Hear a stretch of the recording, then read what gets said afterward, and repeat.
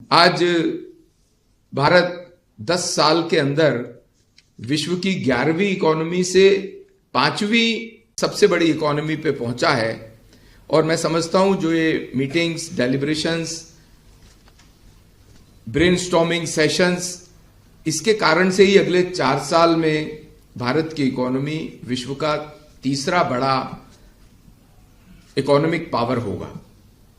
इसलिए ये आपकी जो डेलिब्रेशंस हैं ये हमारे लिए बहुत इंपॉर्टेंट हैं। आज देश में एमएसएमई सेक्टर बहुत महत्वपूर्ण और बहुत बड़ा सेक्टर है। मैन्युफैक्चरिंग हो, ट्रेड हो, उसका 80% एमएसएमई होल्ड करता है। और आप सब लोगों के ध्यान में होगा ही कि देश का 45% एक्सपोर्ट एमएसएमई के माध्यम से होता है। एमएसएमई उसका एक बड़ा पार्ट है और देश की जीडीपी में 30% का कंट्रीब्यूशन भी एमएसएमई करता है। तो इसलिए जो हमारे जो स्टेक होल्डर्स हैं उनके इंटरेस्ट को वॉच करना और बड़ा एक फिटेस्ट ऑफ द सर्वाइवल का डार्विन का सिद्धांत है। और बड़ी मछली छोटी मछली को खा जाती है। और जो हमारे देश में बड़े हाउसेज हैं, यहाँ आज ये लॉज केवल हमारे देश से ही संबंधित नहीं रह गया है, कंपटीशन देश से ही संबंधित नहीं रह गया है।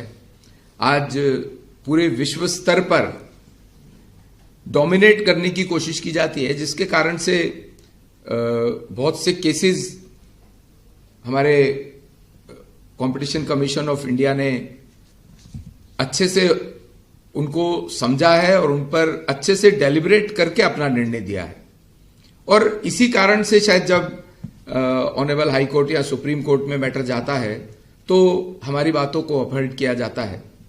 ये जिम्मेदारी भी हमारी बन जाती है, हमारे ऑफिसर्स की, हमारे कमीशन की, कि हम फेयर प्रैक्टिसेस के अकॉर्डिंग ही अपने लॉज को इंप्लीमेंट करें।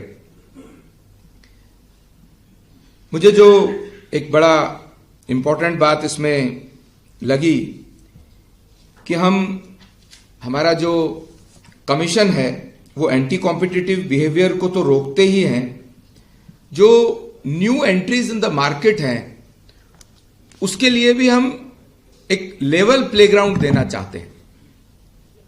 जिसके कारण से मुझे लगता है कि हम सब लोग आज यहां बैठे भी हैं, सबका अपना अपना डिफरेंट पॉइंट ऑफ व्यू होगा, किसी एक पॉइंट को देखने का, किसी एक बात को देखने का। मेरा एक रिक्वेस्ट और भी है, मैं यहां देख रहा हूं कि यंगर जनरेशन भी यहां बैठी है, थोड़ा कंपैरेटिवली कम वॉल्यूम में यहां पर है। We should encourage our younger brain also. उनके पास एक डिफरेंट आइडियाज होता है, उनका आउटलुक डिफरेंट होता है, ऐसा मुझे लगता है। आज अगर नासा का 70% ऑफ द साइंटिस्ट हमारा इंडियन मूल का व्यक्ति वहां बैठा है, नासा एक उदाहरण दिया है मैंने, तो हमें अपने इन डेलिब्रेशंस में भी जो हमारा यंगर जनरेशन है उसको पार्टिसिपेट करवाना भी चाहिए।